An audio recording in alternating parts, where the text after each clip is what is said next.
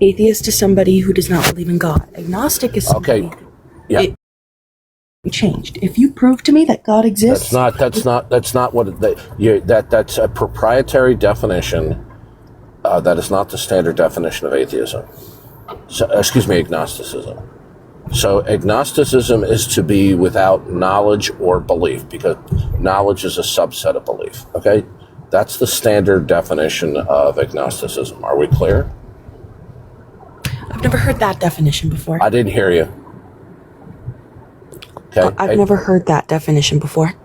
Okay, well, if you go to the Wikipedia article, which I ordinarily don't recommend, but if you go there, it will quote Thomas Huxley, the man who invented the concept and the term. And he said an agnostic is somebody who will say they neither believe or know in a proposition without sufficient evidence. Okay? Agnosticism is if I'm agnostic toward the Loch Ness Monster, then I will claim neither to know or to believe that the Loch Ness Monster is real, but without constituting the denial therein. Okay? So when you say agnostic atheist, as internet atheists do, where you say, well, I don't believe in God, but I don't know. Well, yeah, if you're without any belief in God, then that already removes knowledge statement. So at best, it is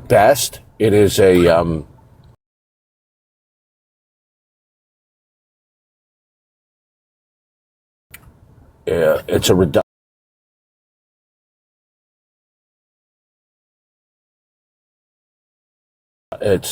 a redundancy. Okay, so atheism is not just simply being without belief. The standard definition of atheism in the English language is the denial of God's existence, not just simply a mere absence of belief. Okay? Because if you define atheism as a mere absence of belief, then how is that distinguishable from agnosticism? Okay? It wouldn't be. That makes sense. Yeah. If you want to read more about this, just Google. There's a paper out there called On the Definition of Atheism and the Burden of Proof by Malik. I believe his name is spelled M-A-L, either I-K or E-K. And it's a wonderful, not too difficult, scholarly paper written on the definition of atheism and agnosticism. All right. Okay. So, in basic philosophy and logic, theism is not just a mental state. Likewise, atheism is not just a mental state.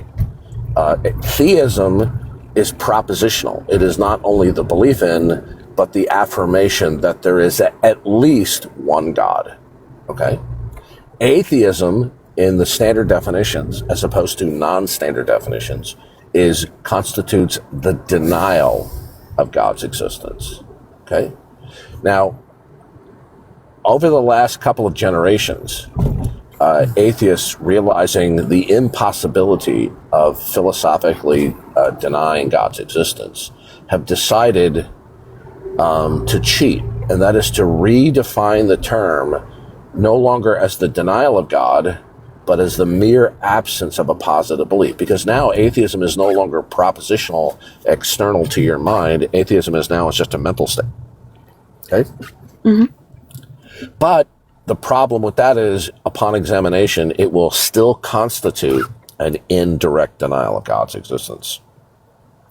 The very refusal to acknowledge and affirm the necessity of God, for whatever rationale, constitutes an indirect denial of God. And most unbelievers or skeptics are simply not aware of this. So agnostics are actually atheists while thinking that they're not. Oh. Okay. I see where you're coming from there.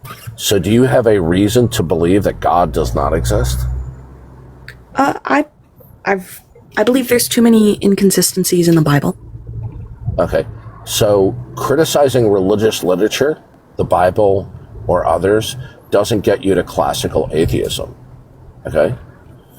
Because that would be, let's say all the biblical writers are wrong. How does it lead from that God doesn't exist? Because if the Bible is your proof that God exists, then that's only an attempt to undermine the God of Christianity. Now, I only defend the God of Christianity, but how does that get you to atheism, that there is no God? You see the problem? In logic, there are a number of fallacies that they give names to them. One is called the Mott and Bailey fallacy. And the Mott and Bailey fallacy is to start with a very difficult proposition to defend, and then when called upon to defend it, you switch to an easier proposition.